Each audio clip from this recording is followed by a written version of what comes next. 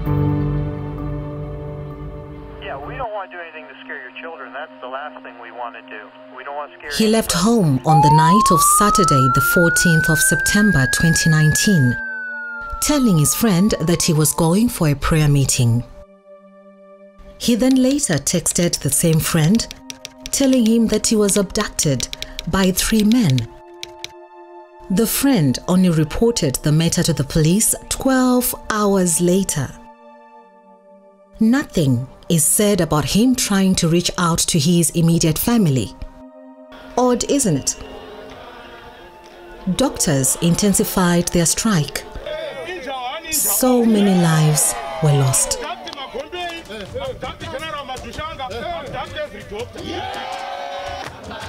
On Friday, the 20th of September, he is found at Nyabira, 40 kilometers outside Harare. He looks very well, clean even. His mobile phone has enough battery to grant the Voice of America an interview as he waits for his colleagues and family to pick him up.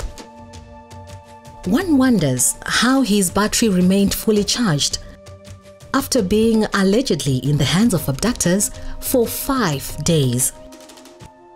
There is no way that I can use my experience and say what Peter Magombeyi is talking about tells me that it's fake. What I will say is there is no manual for abductions. Like I said, there is an agenda which I personally feel that is at play. It certainly gives the story loopholes, and that's really unfortunate because it places everyone even in a precarious position. With so many media houses locally, why was the Voice of America the first one to be granted an interview? I think we have Dr. Magombeyi on the line. Hello, makadi yenyu? Aiwa, tiri wadi, ndi Dr. Magombeyi? Yes, ndi Dr. Peter Magombeyi. Mukatisana nguro kuti manga muri kutsvaga vari vachiratidzira muHarare nedzimwe nzvimbo vachikutsvagai, muri kupi pari zvino, zviri kufamba sei? Pari zvino ndiri kuNyabira, ndakamira kuuya kuzotorwa nemacolleagues angu ekuZimbabwe Hospital Doctors Association nemapurisa as pari zvino makakuvara here uyezve manga muri kupi kusvika pari zvino? Pari zvino I can't see any obvious injuries. I'm just having my generalized body pain. I don't know where I was, and I barely recall anything. Okay, if I may just ask you in English, is this really Dr. Peter Magombeyi? Yes, this is Dr. Peter Magombeyi. Where are you currently, and do you know where you are? You people have been demonstrating, your colleagues and other medical professionals. At the current moment, I'm safe. I'm in Nigeria waiting for my colleagues to pick me up. And when you're saying you are waiting for your colleagues to pick you up, where are you coming from, and what mode of transport was used to ferry you where you are at now? I think I remember traveling. I just don't know. The same activists who were responsible first time to alarm, they were the very first activists to say, it's like he is caught very soon. Yeah, he is. He is already on Studio 7. Look at that. He is already on Studio 7. He has already called colleagues. I just don't know. I just don't know. This is the story of Dr. Peter Magombeyi, the acting president of the Zimbabwe Hospital Doctors Association.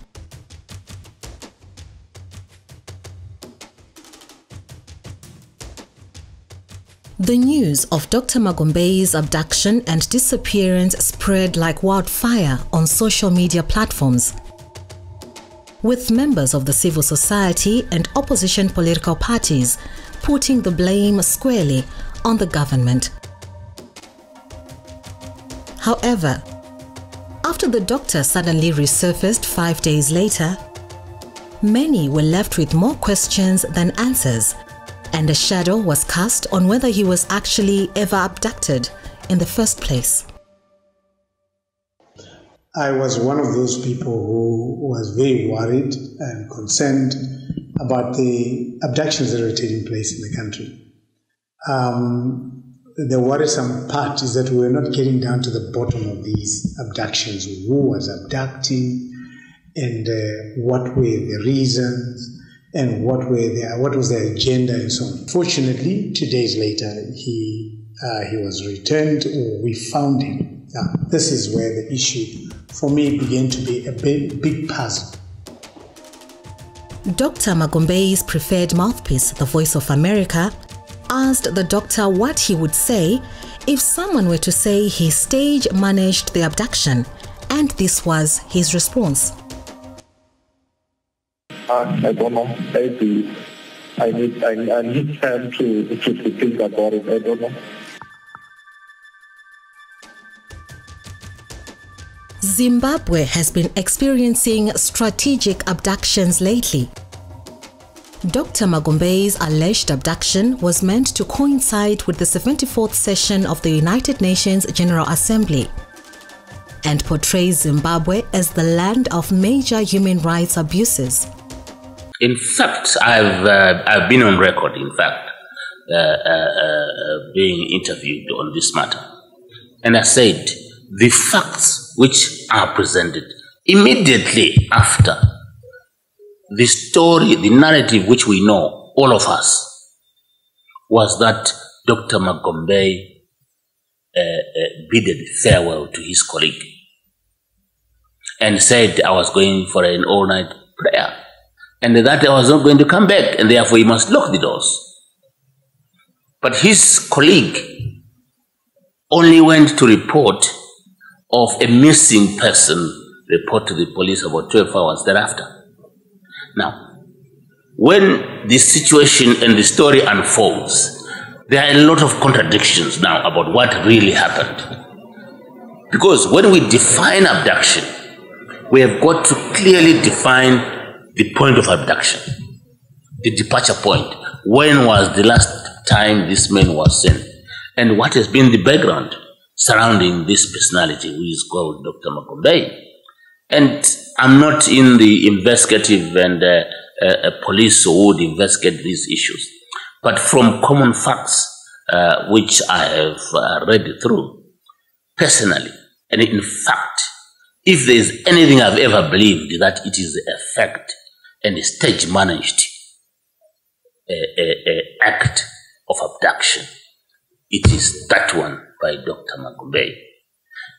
In fact, as we follow this trend, even from the time he was found, he starts naturally being interviewed by some media organizations.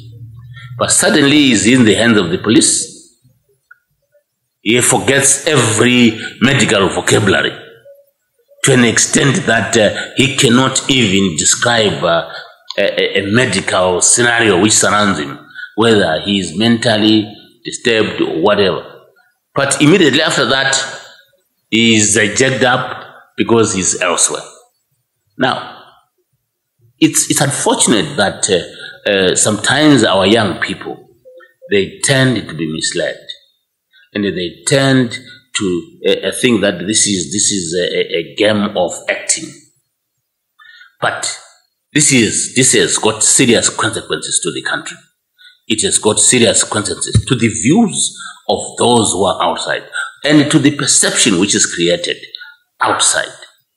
And unfortunately, it always happens when there is something. Previously, Zimbabwean comedian Samantha Korea, popularly known as Gonyeti, was also supposedly abducted at a time when President Emmerson Mnangagwa was attending the SADC summit. It is as if some economic hitman is targeting Zimbabwe to ensure it drowns in its current economic doldrums. The Minister of Tourism and Hospitality Industry, Honorable Ngobisi Tandlovu, speaks on the negative effects of such alleged abductions on the economy of Zimbabwe. This has far-reaching consequences because it will allow criminals to perpetuate issues of this nature, be it the kidnappers or abductors or people abducting them. Whatever happens, as long as we are quick to dismiss logic and go for unproven sentiments, we are actually doing ourselves a major disservice. For the doctors, it's a different issue. They already were in some form of industrial action. I think they just needed an excuse to probably go on a full-out industrial action. I would not think it's the best approach the way they are doing it.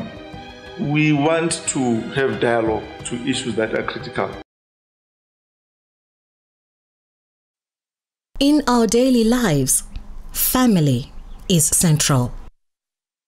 It is even more important in times of need.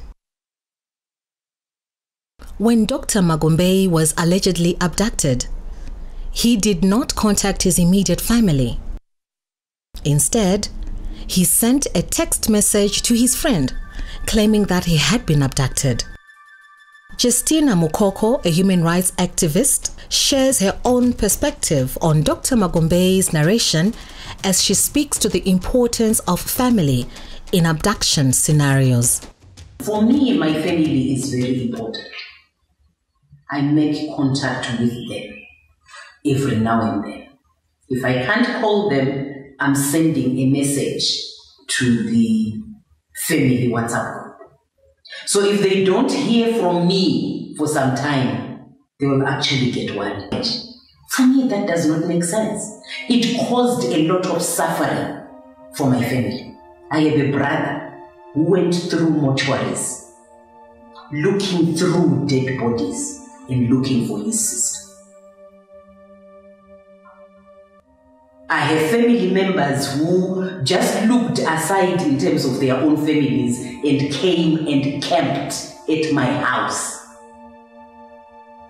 for all those 21 days, hoping to get information in terms of where I was. When Dr. Magombeyi was collected from Nyabira, he was taken to the Avenues Clinic for examination. Government doctors who examined him reported that he was of sound mind and he was physically fit.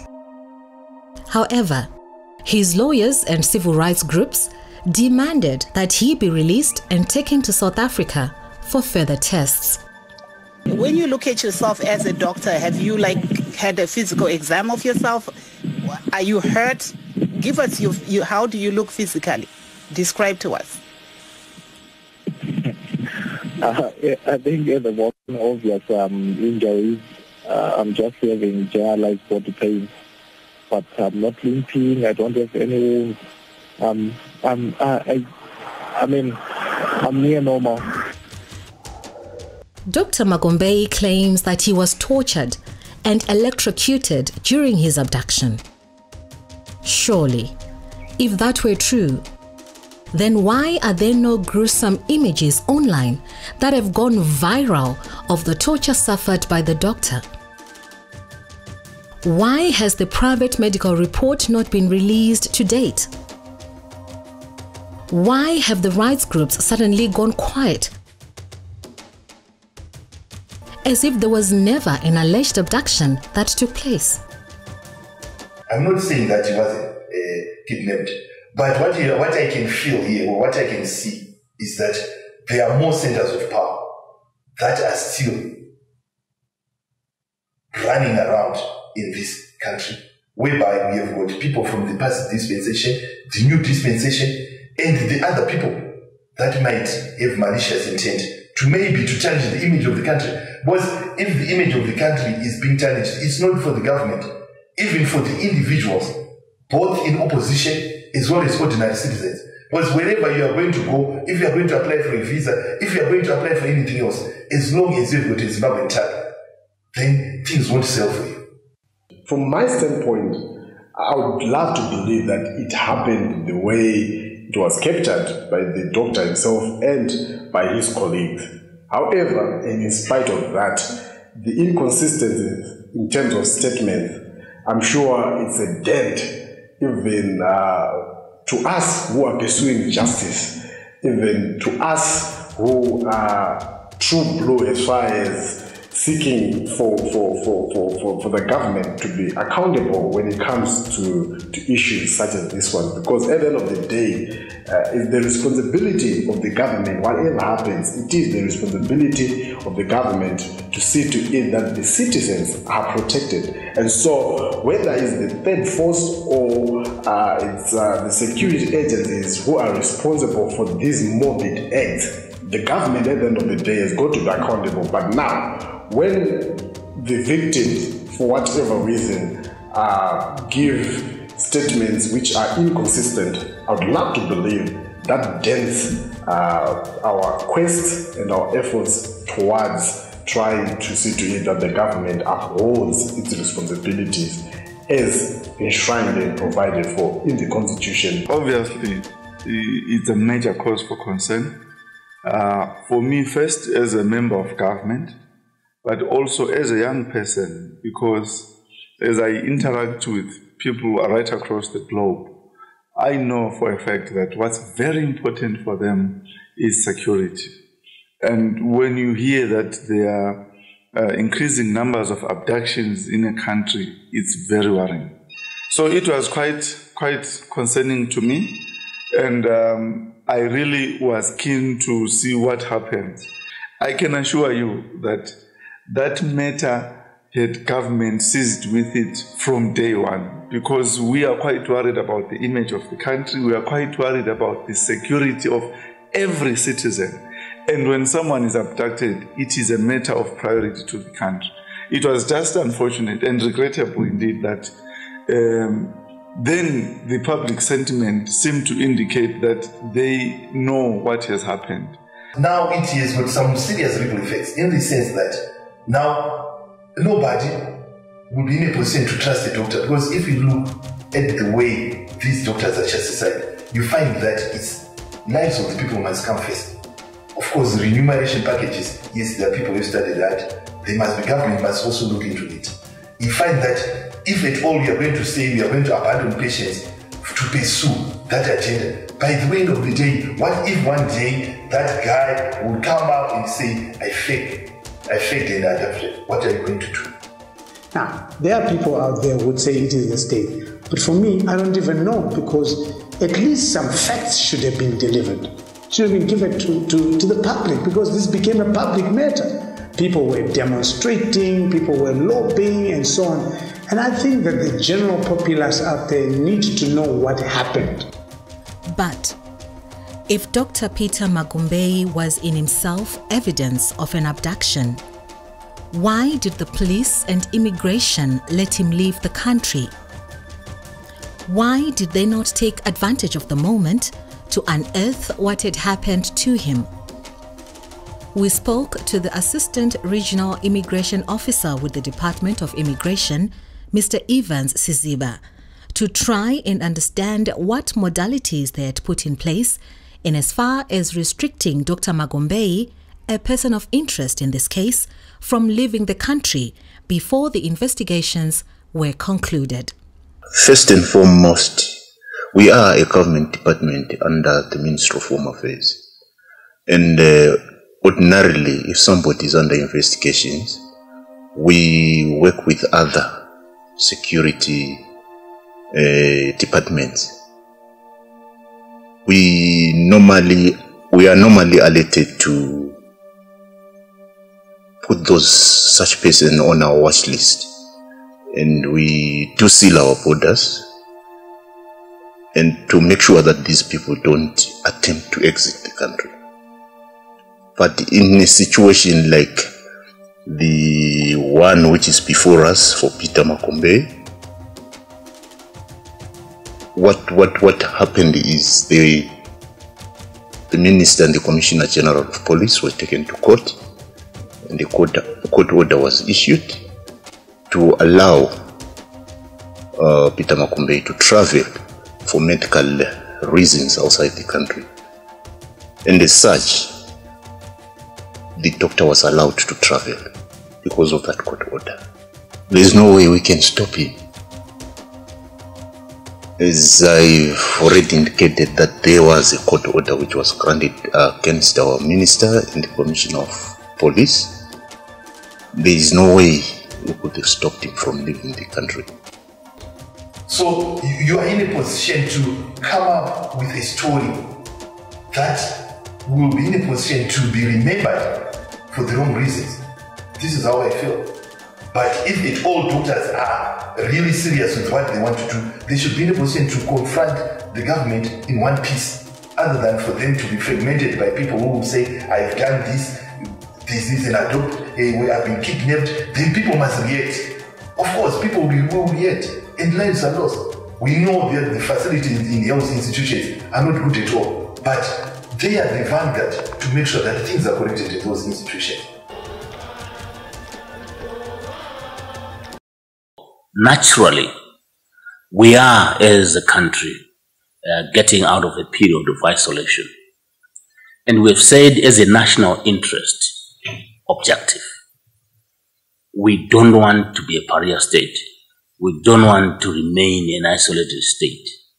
And right from the first day, when the President Mnangagwa was inaugurated, he then made it clear that we were to end that and open Zimbabwe for business.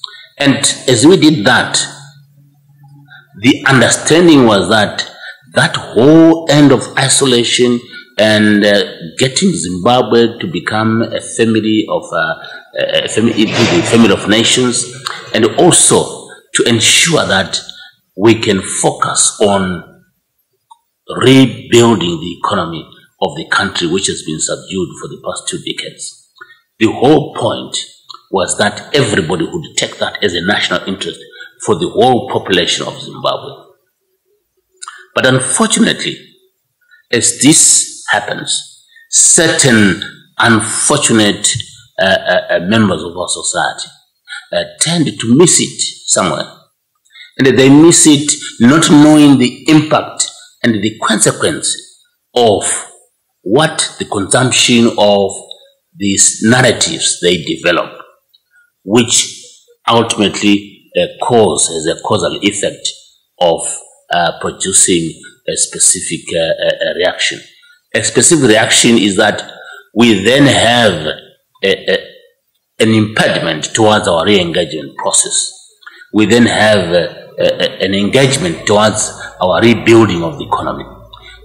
We have become we see an engagement, an impediment towards our rejoining of all the international organizations which are relevant, even our debt management with the international Bretton Woods institutions and the Paris Club and other member states, and including our regional partners and the rest of the world who see the great potential in this country, that this country has only about 16 million people. And everybody is optimistic that at its full throttle, the quality of life of people in this country can never be surpassed by anyone. And therefore, these kind of reactions are the reactions which end up certain quarters saying Zimbabwe has a bad human rights record. Because it's based on these scenarios which have been peddled.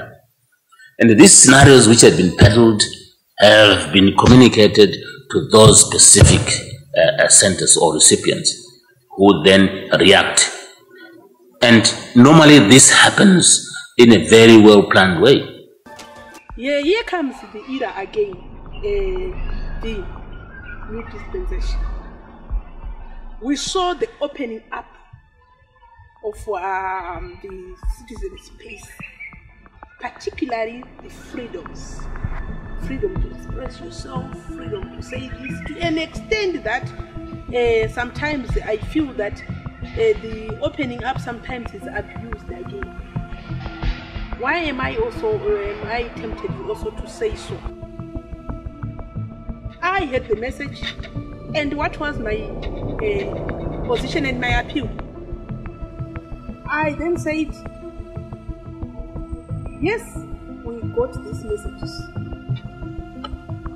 To me, I've never supported abductions. I know what it is. But can we allow ourselves not to jacket these criminals? Because I believe abduction is a criminal move, which no one can support. But look at the rush by the activists, now cashifists, and the opposition in particular, to identify and jacket the criminal even if they were not there. The issue was quickly but phrased and politicized, different from yesterday. Then I remember addressing a press with Tajamuka. Tajamuka, their view, a standing that was clear that this is the state which abducted because of precedents. Very correct to them. But I also begged to differ and say, so far we don't know who is the real abductor. Why? Because the history of these 37 years has shown us the very precedent that is ZANU-PF had the DNA of abductions, making them also a prime suspect. But the ZANU-PF, remember, they have a breakaway, which just happened 2 years ago with the G40. So the G40 are bitter, and also they went away with another part of the DNA. We can't rule it out. We have the Kashivists at play. We have the opposition at play, who have seemed to, at every given point in time, should you have even a breakaway of cholera here, while these people are talking of solutions, we have noticed that the activists, the opposition, seems also to want to find a lifeline using those issues. We have found also an opposition that has also lost its standing as an opposition, because most of the way they are doing, they're now opposing everything to an extent that they cannot also proffer to say, we think this is wrong, but we as the opposition in control of Harare, we are bringing in a bag of some chemicals to treat 1,000 liters of water. Riding on the negatives, riding on the gesture politics. So, to some extent, it becomes then difficult to say the issue has happened. An hour later, all systems of the opposition are activated in labeling. Is it also not a way of trying to lure people into believing something? Now, what is now beginning to play out there is that obviously the state should have reacted quicker. I would not have been able to allow Magombeyi to go without at least a preliminary report, medical report that is given by our own medical people.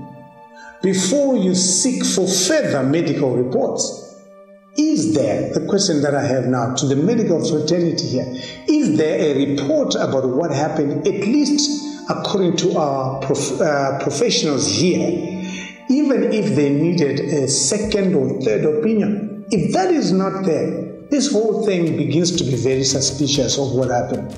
And we will never get down to the bottom of what the abductions are all about. So going forward, I think that all people who are involved here, whether it is family, whether it is interest in the medical profession, whether it is the state, we all need to get together and begin to discuss what exactly happened.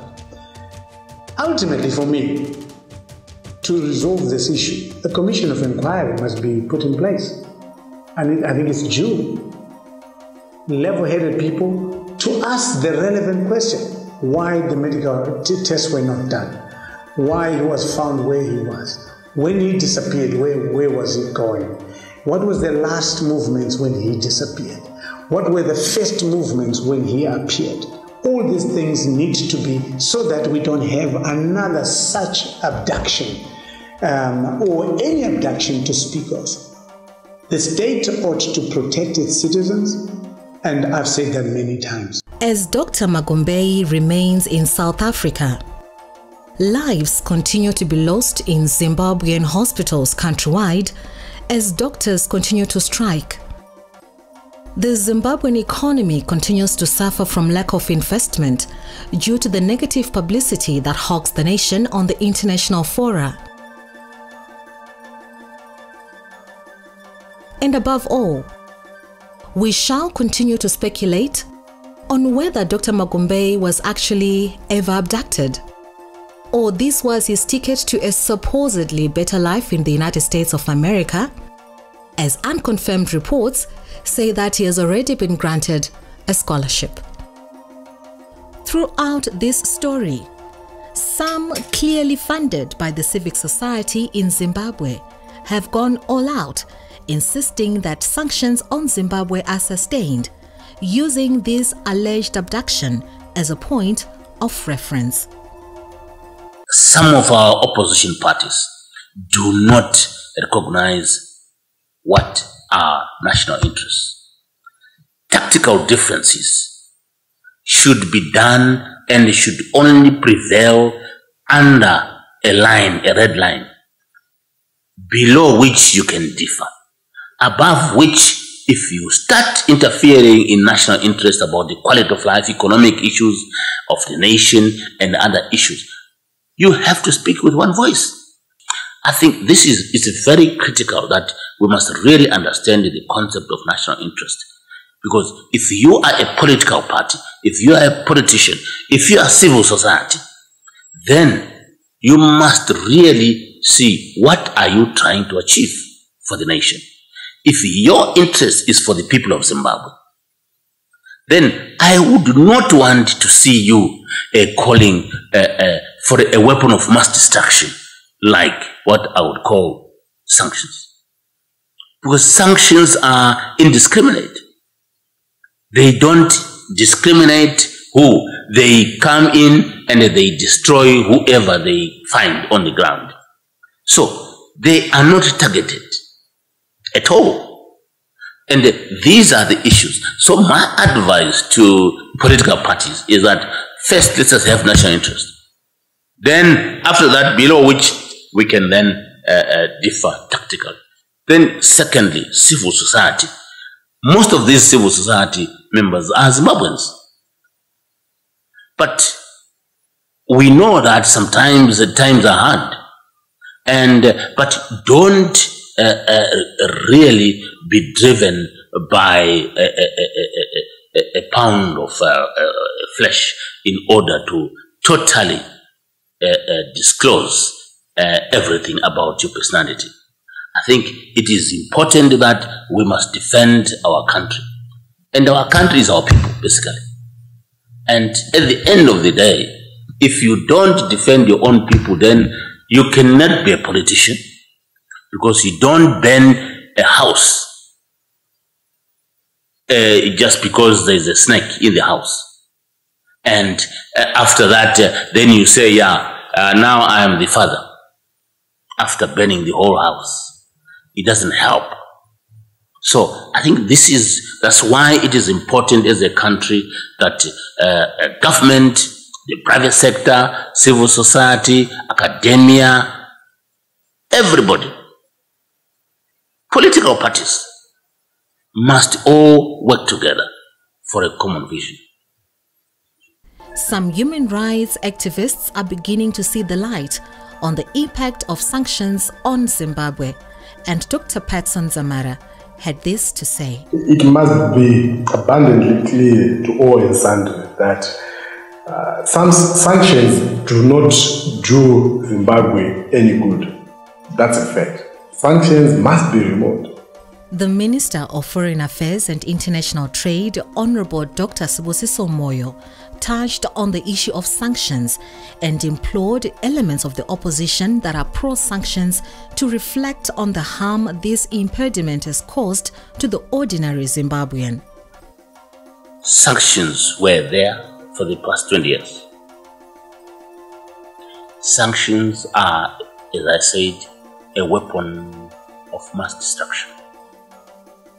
Sanctions are a major human rights abuse. Sanctions can never, more so when they are illegal, they can never be appreciated by those wherever who are targeted. Because sanctions are meant to coerce a certain member state to follow a particular line. And it must be in accordance with the United Nations Security Council. This is not the case. Now, we are saying this document called Zidera, it's a piece of paper indeed. It is out of date with the contemporary scenario and the situation which characterizes Zimbabwe today.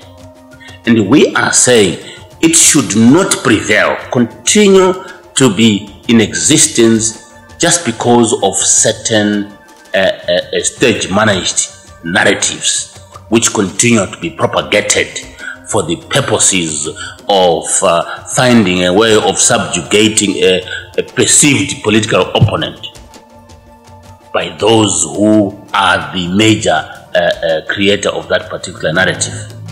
But I expect that sanctions are irrelevant and they should now move away. In fact, Zimbabwe must be given a chance under the Second Republic. And I think if given a chance, this can be a jewel of Africa.